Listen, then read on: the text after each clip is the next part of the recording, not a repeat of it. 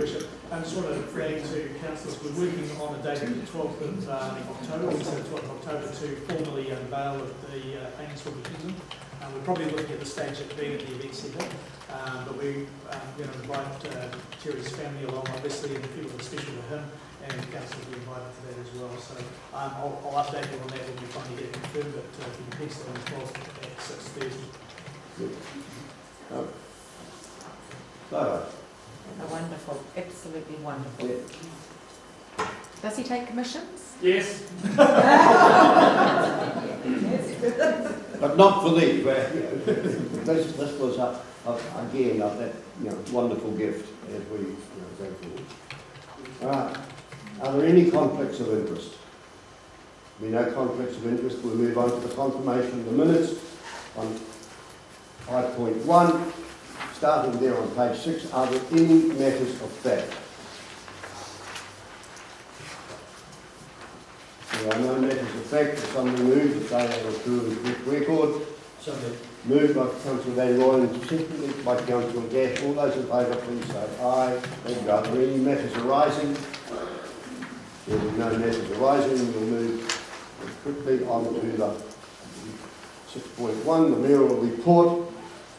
This will be my last mayoral report that runs through to the 22nd of September. We'll just touch on a couple of others. Are there any questions on any of those? Good, there are no questions. I'd just like to bring to your attention a couple of those there, and one of course was Ian Wellings, who was our officer in terms of our civil defence and rural fire, received his Gold Star for celebration. This is for 25 years of service as a fireman, and he's done his whole 25 years in Tokoroa, and the chief executive, Mrs. Robinson, and I attended that down at the event centre, which was, they came from far and wide for that there. I attended one day of Zone 2 meeting, and followed up in terms of the health survey. Just as part of the final little bit, that 5 years ago, we signed the JMA with Rokawa, with Benaki and Marai, on Tuesday, on Tuesday, along with Councillor Bell, Mr Hobbs and Mr Robinson, we attended the signing of with the Tiaroa River iwi, and again, in the way that Uru George and Eugene spoke about the South Waikato, again showed that ability of us to have partnerships and how they wish to work with us. It was a very nice. Would you like to make any comment there, Councillor Bell? No, just it was a delightful experience, and the warmth and hospitality were wonderful, and it was sort of nicely informal, Yeah. and beautiful setting, just a lovely day. And of course, the catering as always was wonderful. Yeah. So, Mr Robinson, we signed that, and so now we have formally have JMOs with both our ears. Any comments, Mr? No, it was a lovely day, and again, I think it's a reflection on the fact that that document was put together over around about 3 months. This process started some years ago, but the last 3 months there's been a flurry of activity, and Mr Watson has been heavily involved in that, and so have Rokawa, which I think is positive as well. Here collaborating as well, so it was a good day. Yeah, it was a good day. I have got a question. Yes. Your Worship. When you have signed the JMA and that they will become interested parties, where does that stand with the responsibility of council to respond in a timely manner to applications, say, under the resource management, building conservation? Well, we do it. Mr Robinson to answer that for you and that. So thank you, Richard. There's clarification in the document that our statutory requirements aren't impeded by this. So there's an acknowledgement on both parties that we both agree that it's strongly commit. Any further questions? I'll move the adoption of the mayoral report. Is that seconded? Seconded by Councillor Lee. All those in favour, please say aye. 6.2 is the adoption of our annual report.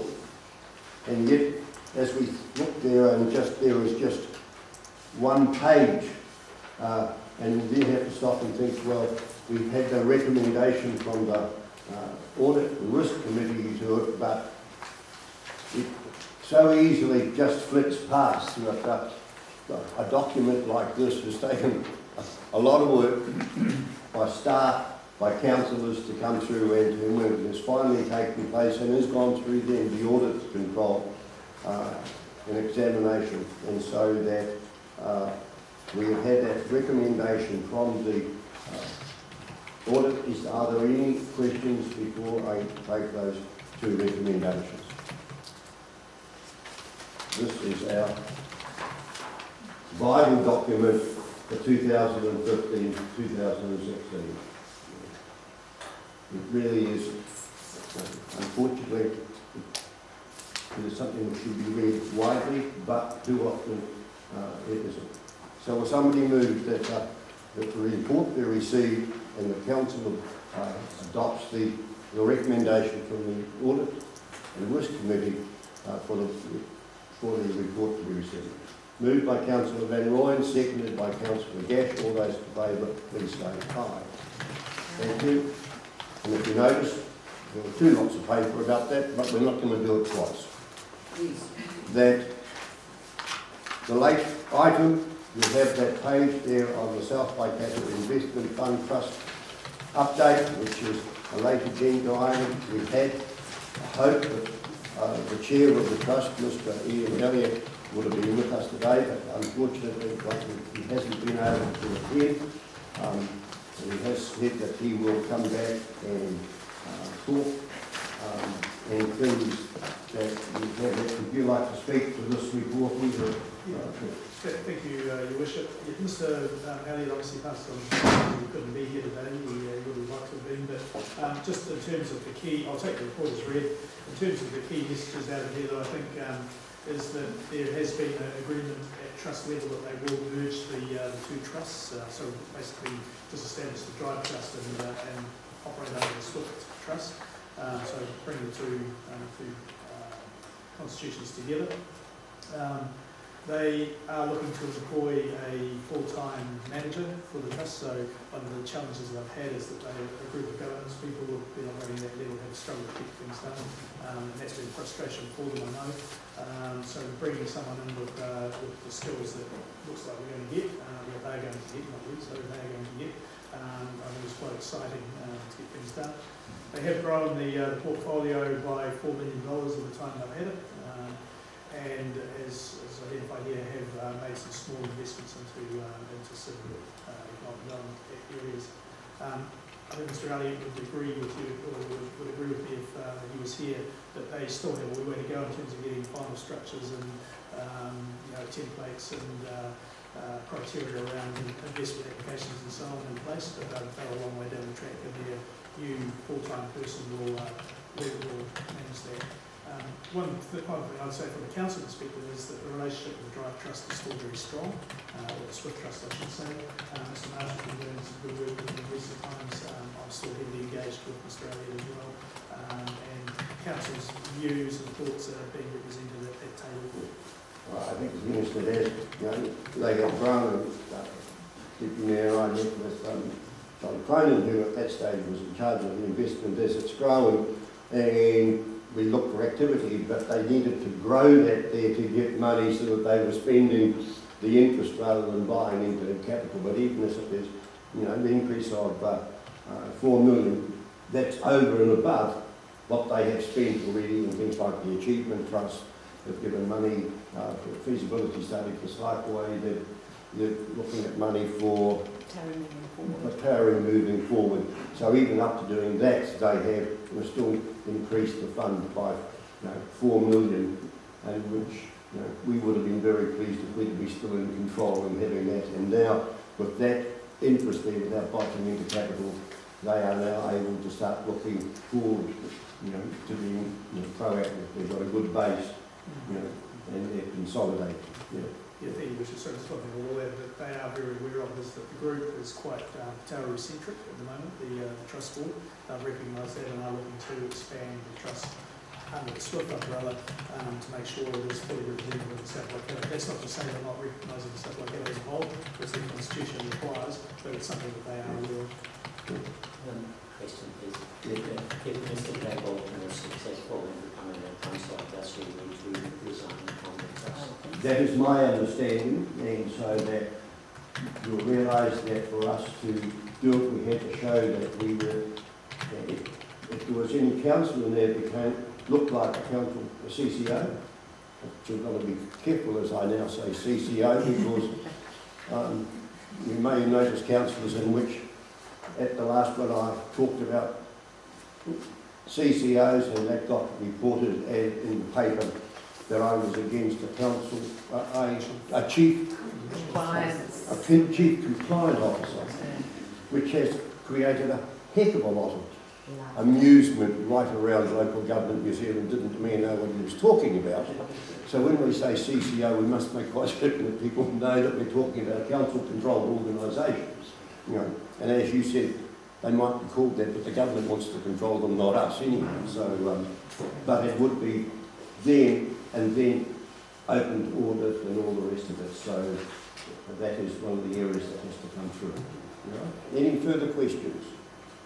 No, but a comment you might, oh, sorry. Yep. Councillor Lee, Councillor. Just to follow on that last one here about the abattoir.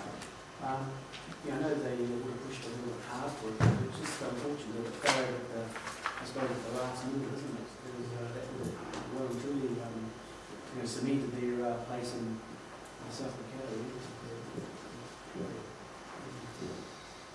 Through you, Mr. Chair, it was really an issue around access and department conservation that probably gives up that and timing.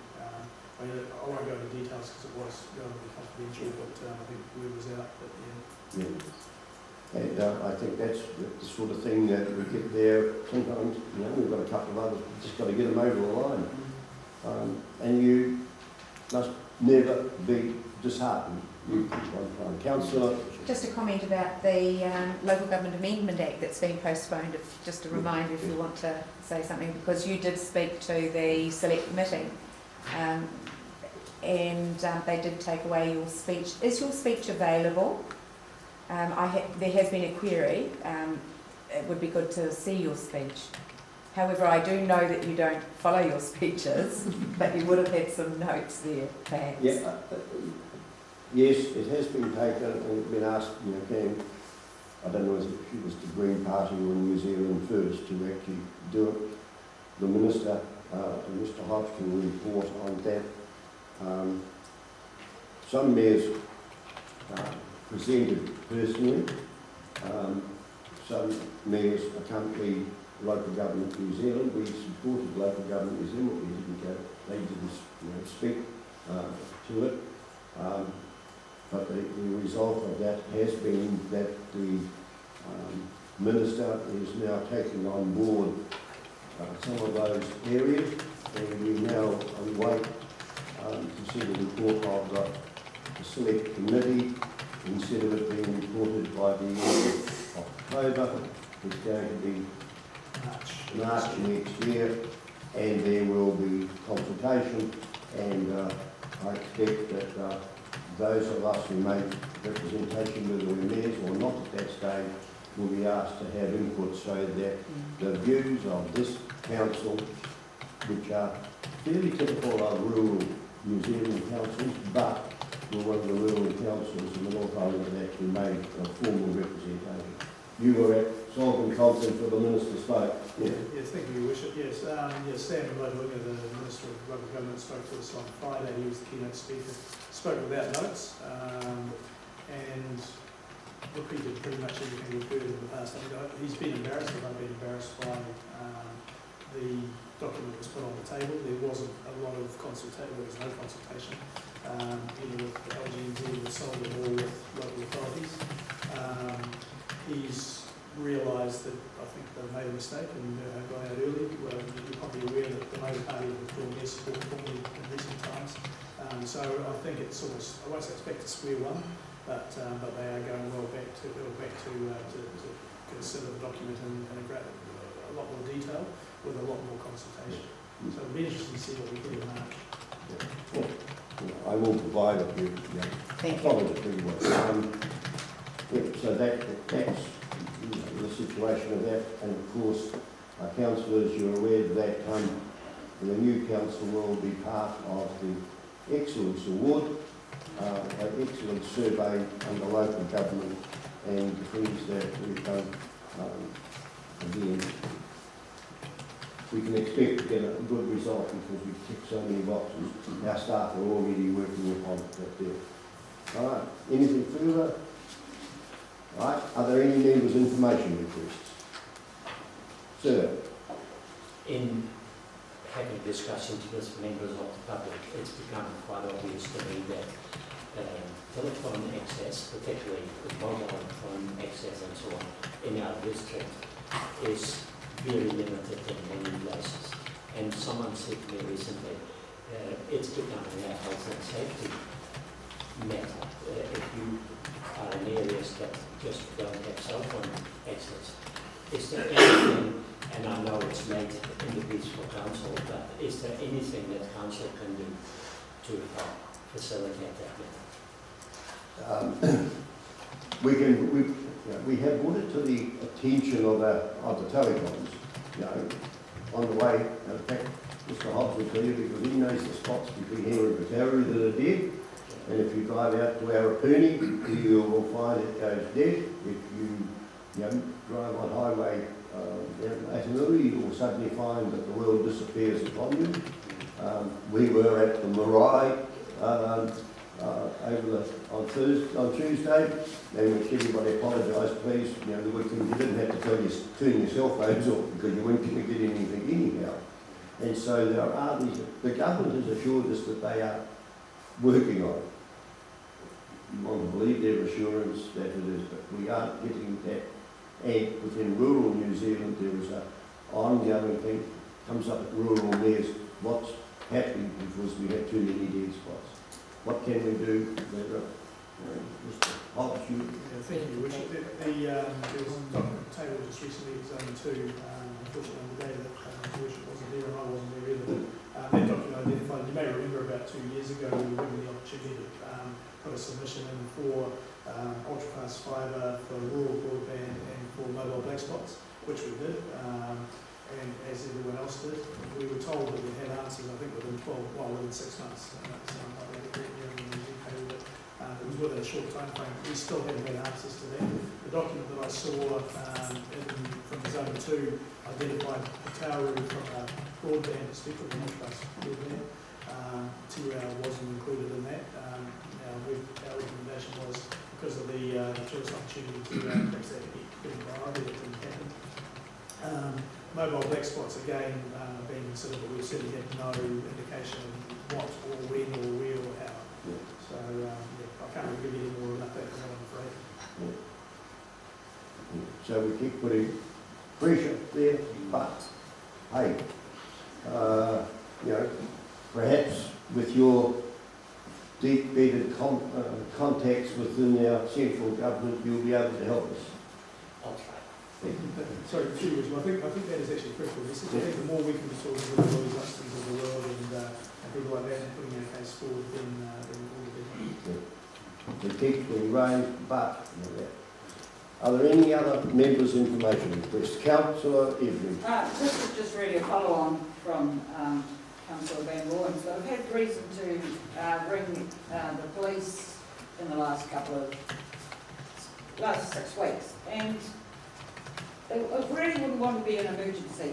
You finally get through what you're wanting to do, and it takes a quarter of an hour, and you start off at Tauranga and you end up there, and if it's an emergency, you're advised, in my thoughts, to dial 111 straight off, because it's long and protracted to get what I wanted across. If you are following some of the things that are taking place, you will see the number, like banks closed, you like, police Yes. stations are closing, and how mayors throughout, the country are actually complaining about, the paucity of police. Yeah, we're lucky to actually have police stations, let alone, but I agree we can't find the policemen. But again, it is an ongoing thing, and it's one of the things that we take place and keep pushing at rural mayors and hoping that the government will take place, but they do. Yes, Are I there agree any- also with your comment about the banks.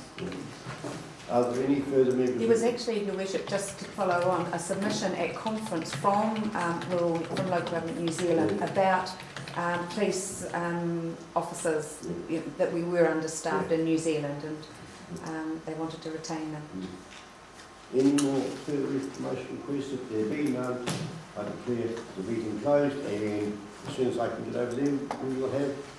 Thank you. Please don't go. We're going to go straight into community and assets people, unless it's dire that you do go.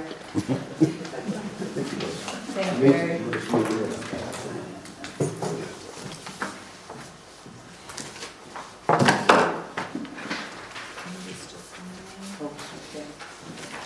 And I'd like to declare the Community and Assets Committee meeting open. Thank you, people.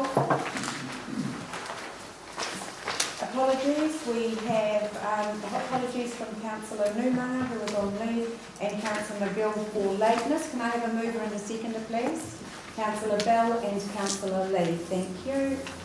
Confirmation of the agenda. I'm going to go straight into item 5.2 on the agenda, which is presentation of the Hamilton and Waikato Tourism Annual Report, and then I'm going to go into 5.3, which is the Trade Training Centre report. So can I have a mover and a seconder for changing of those agenda items? Councillor Van Rooyen, Councillor Bell.